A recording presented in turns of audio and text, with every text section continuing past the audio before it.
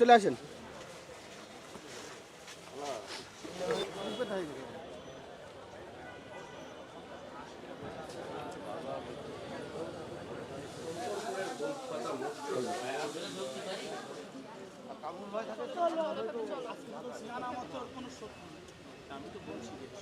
বাসায় যাচ্ছি, গাড়ি পড়া, গাড়ি পড়ে দিচ্ছে। হ্যাঁ, এমন গাড়ি কাট, একটা পথচারী লোক ধরলে তো ধরতে হয়। হ্যাঁ, ওই পথচারী হিসাবে ওনারে উঠেইছে, গাড়িতে পড়ে যাচ্ছে। পরে দেখি কি আলমগীর। হ্যাঁ, আমি কি ধর, তখন চিক করে দিলাম, তখন আর কয়েকটা লোক ধরে গাড়িতে উঠে দিল। আচ্ছা, আরও কি মোটরসাইকেল চালায় যেতে দেখেছেন বা কোনো কিছু? একজন কালে এই যে ফট করে চলে গেছে, একজনে বললো এই চলে গেছে। কয়জন ছিল? হ্যাঁ, ওরা বললো 2 জন ছিল। হাসপাতালে এসে দেখি আমার ভাই মারা গেছে।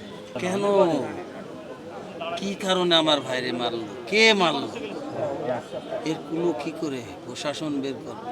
সবাই কোনো যারা স্থানীয় যারা দেখছে, রানিং, আমার ভাইও রানিং ছিল, তারাও রানিং ছিল, 2 জন ছিল। ওই রানিংয়ে গুলি করে দিয়ে বেরিয়ে গেছে তারা।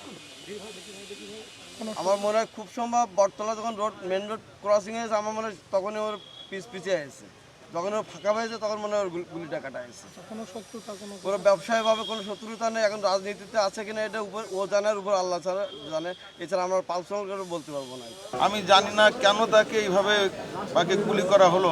আমরা আমরা আমরা তাকে এই গুলি যারা করছে আমরা তাদেরকে ধরে এনে তাদেরকে বিচার করা হোক। এদেরকে আমরা চাই যে এরা যেন এই ধরনের মায়ের বুক যেন আর খালি না করে। আমরা যেমন ভাগ্নেরা হয়েছি, ও অত্যন্ত একটা ভালো ছেলে, আমরা যেন এই বিচার চাই। এর বিচার যেন আমরা পাই, এটা আমরা সরকারের কাছে এবং জনগণ যারা এই প্রশাসনে আছেন তাদেরকে আমরা চাচ্ছি যে আমাদের ভাগ্নেকে যেন এইভাবে গুলি করছে তাদেরকে আপনারা শাস্তি দেন, তাদেরকে উপযুক্ত শাস্তি আমরা চাচ্ছি আপনাদের কাছ থেকে। প্রাথমিকভাবে আসার সাথে সাথে পরীক্ষা নিরীক্ষা করে তাকে নিতে হয়, কিন্তু এটা 100% নিশ্চিত হওয়ার জন্য ইসিজি করে সেটা কনফার্ম করা।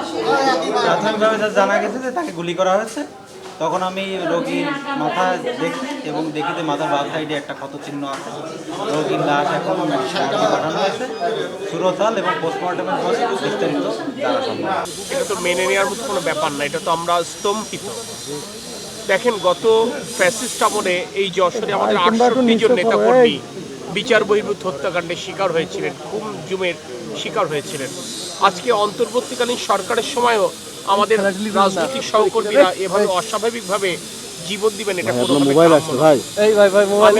সকল শ্রেণী পেশার মানুষকে, সকল রাজনৈতিক শক্তি যারা গণতন্ত্রের পক্ষে, তাদেরকে আহ্বান জানাবো, আসুন যারা দেশ বিরোধী শক্তি, যারা দেশকে অস্থিতিশীল করতে চাচ্ছে, আমরা সম্মিলিতভাবে তাদেরকে প্রতিরোধ করি। আমরা যদি সম্মিলিতভাবে প্রতিরোধ করতে ব্যর্থ হই, তাহলে আগামীর বুলেটটি আমাদের কার দিকে তাক করে রয়েছে এটা কিন্তু আমরা কেউ জানি না। আইন শৃঙ্খলা বাহিনীকে বলবো সদা সতর্ক থেকে তারা নির্মোহভাবে, নিরপেক্ষভাবে এই ঘটনার পেছনে যারা জড়িত তাদেরকে চিহ্নিত করবেন এবং দৃষ্টান্তমূলক শাস্তির ব্যবস্থা করবেন।